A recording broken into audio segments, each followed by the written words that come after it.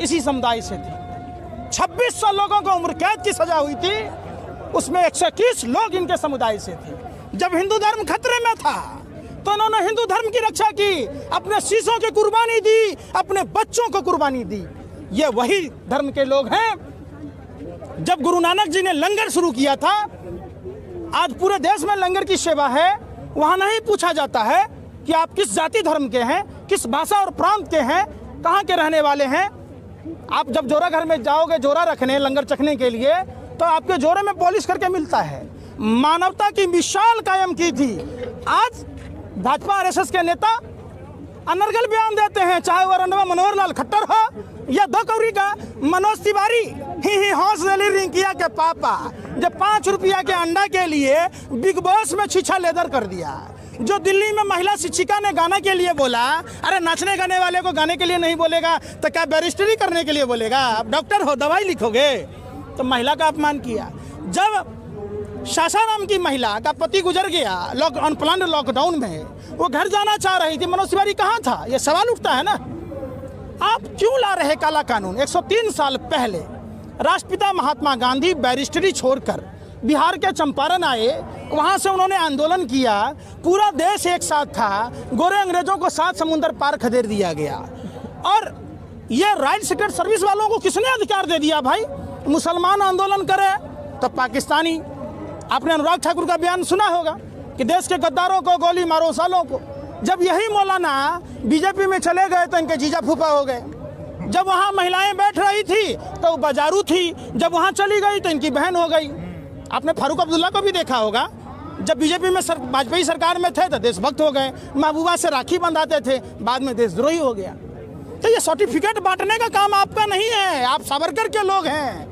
जब देश आज़ादी की लड़ाई लड़ रहा था, सेलुलर जेल में 80,000 स्वतंत्रता सेनानी बंद थे, उसमें अकेला सावरकर ही ऐसा था जो 60 रुपया महीना गोरे अंग्रेजों से दलाली लेता था, माफी मांगा था। तो गोरे अंग्रेज का जीजा फूफा लगता था जो 60 रुपया महीना देता था। ये भगत सिंह के काम के लोग हैं, जिसके खिलाफ सूर्य नारायण ने वकालत की थी और जिसके खिलाफ हिंदू महासभा के सरसादी लाले में झूठी गवाही दी, जिसके कारण भगत सिंह को फांसी हुई। आज भी उसका मवाना मेरठ के साइड में चीनी मिल वगैरह है, जाके देखिए, इतिहास गवाह है। आप कल भी गोरे अंग्रेजों के दलाल और मुखबिर थे, आज भी विदेशी शक्तियों के हाथ में खेल रहे। ये हक आपको नहीं दिया कि हमारे ही देश के लोगों को आप अलग अलग तरह से नक्सली कहिए। छात्र आंदोलन करे तो नक्सली हो गया, मुसलमान करे तो पाकिस्तानी हो गया, पंजाबी किसान आए तो खालिस्तानी हो गया, माने आप ही देशभक्त हो गए। एक बात बताइए, भाजपा के राष्ट्रीय अध्यक्ष बिहार में जाते हैं, कहते हैं 300 आतंकी बिहार में घुस जाएगा। इनका नित्यानंद राय कहता है आतंकी बिहार में घुस, माने सब कुछ आप ही को पता है।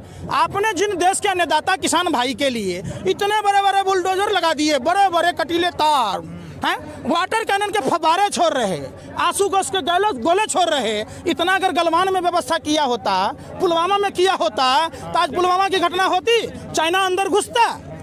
ये सवाल पूछता है। हमने इस कौम को देखा है, इनकी धैर्य को देखा है, इनकी देशभक्ति को देखा है। इन पर सवाल उठाना अपने मुंह पर चप्पल जूते मारने के बरोबर बात है। डीएसपी देवेंद्र सिंह जो पुलवामा में पदस्थापित था, जब वो कहते थे प्रधानमंत्री नोटबंदी से भाइयों बहनों मित्रों 4-4 पुस्तकों की कमर टूट गई, देश की 10 पुस्तकों की कमर आपने तोड़ दी। आतंकवादियों के हौसले बुलंद थे। इन्होंने तो डीएसपी देवेंद्र सिंह के पक्ष में रैली नहीं निकाली, आप रैली निकालते हो कठुआ में। सवाल उठता है ना, जो डीएसपी देवेंद्र सिंह नोटबंदी के बाद दिल्ली चुनाव से पहले आतंकवादी ला रहा था, उस पर एनआईए चार्जशीट दाखिल क्यों नहीं की? इसका मतलब पूरी की पूरी स्क्रिप्ट जांच। एक बात बताइए, सैटेलाइट ये बता देता है कि पंजाब के खेत में, हरियाणा के खेत में पराली जलता है तो वो धुआं यहाँ से वहाँ उठ के आता है। और सैटेलाइट ये नहीं बताता है कि पुलवामा में कब आ गया आतंकवादी, वो कार किसकी थी जिस कार में 300 किलो RDX था। सैटेलाइट ये नहीं बताता है कि गलवान में कब चाइना घुस रहा है। ये सब बरगलाने की बात है। अब निश्चित तौर पर हम इस समाज के मुरीद हैं और इनको नमन करते हैं। ये उनकी उम्र देखिए, घर में आराम करने की थी, इनकी उम्र यहाँ आने की नहीं थी। आप इनकी उम्र देखिए, इनकी उम्र ये आराम को हराम समझा। जब देश में ईस्ट इंडिया पार्ट 2 के लोग, गोरे अंग्रेजों के दलाल और मुखबिर, ये चड्ढी वाले फिर से देश को गुलाम बनाने की ओर जा रहे हैं। इन्होंने अपने घर की खुशी, चैन, सुख सब छोड़कर सड़कों पर आए। क्यों आए? कि देश को बचाना है। इनका कुम, इनके में शरीर में जो खून है वो भगत सिंह का खून है, गुरु नानक गुरु गोविंद सिंह जी का खून है, गुरु तेग बहादुर जी का खून है। इनके खून में सावरकर का खून नहीं है। इनके खून में नाथूराम गोडसे देश का जो पहला आतंकवादी था उसका खून नहीं है। ये वही हैं। भगवान श्री कृष्ण ने कहा था कि किसान ईश्वर के सहायक होते हैं, राजा अपने राज्य का पालक होता है। ये देश के अन्नदाता किसान तो पूरी मानवता के पालनहार हैं। भगवान श्री कृष्ण ने कहा था। रामायण के दोहे पढ़ते हैं, क्या फायदा भैया, जुट्ठों के आप लड़ा रहे भगवा वस्त्र पहनकर कालनेमी राक्षस की तरह, रावण की तरह है। हिंदू धर्म में कहाँ लिखा हुआ है? हिंदू धर्म की रक्षा किसने की आपको भी पता होगा, इन्हीं लोगों ने तो की थी। गुरुजी वो अगर शीश के नहीं दान करते, अपने गुरु गोविंद सिंह जी अपने बच्चों की कुर्बानी नहीं देते, तो आज हिंदू धर्म बचता क्या?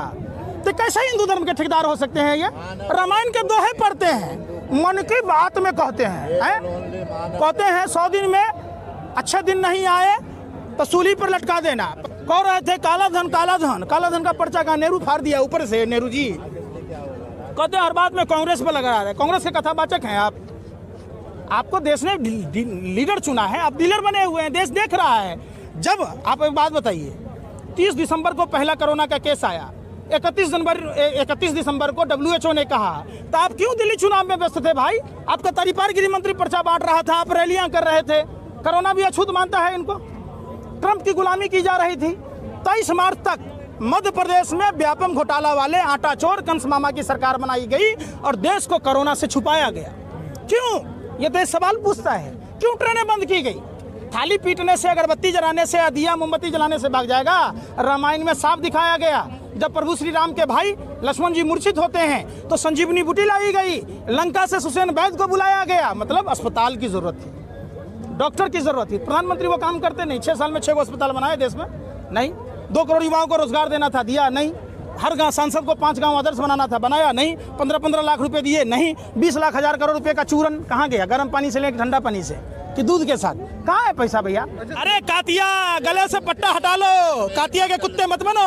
जो 2.5 किलो का हाथ कहाँ गया? जो 2.5 कदम अपने किसानों के साथ नहीं चल सकता? कहाँ है अमिताभ बच्चन, अनुपम खेर, अजय देवगन, सैफ अली खान जैसे लोग? जब इनको फिल्मों में पैसा कमाना होता है तो ये वेशभूषा अपना लेते हैं। आज सवाल है ना, आओ ना, क्यों नहीं आ रहे? कौन सा धर्म कहता है भैया? यहाँ सभी धर्म के लोग हैं। मैं तो बिहार से हूँ, हमारा गुरु गोविंद सिंह की जो धरती है, हमारा तो नाना से संबंध है, पूरा देश का किसान है यहाँ। तो जिस तरीके से मीडिया के लोग पालतू कुत्ते की तरह खड़े हैं कि मालिक बोटी खाएगा फेंकेगा, क्यों नहीं करे? आखिर दैनिक भास्कर के प्रमुख मोहित अग्रवाल को कैसे राज्यसभा सदस्य बनाया गया? कैसे जी न्यूज के मालिक सुभाष चंद्रा को राज्यसभा सदस्य बनाया गया? जो भाजपा का जो परिंदा सुभाष चंद्रा 35,000 करोड़ रुपया लेके फुर हो गया। नीरव मोदी, मेहुल चौकसी बाहर भाग जाता है, देश के नेता किसान भाई नहीं जा पाते हैं, दिल्ली चंद कदम में है। तो इनको शर्म नहीं आती? शर्म आनी चाहिए। आइए बैठिए, जन संवाद कीजिए पार्लियामेंट स्ट्रीट पर, रामलीला मैदान में। सवाल उठता है ना, कंगना रनावत जो चंद सिक्कों के लिए ठुमके लगाती है, वो हमें 100 रुपये देगी।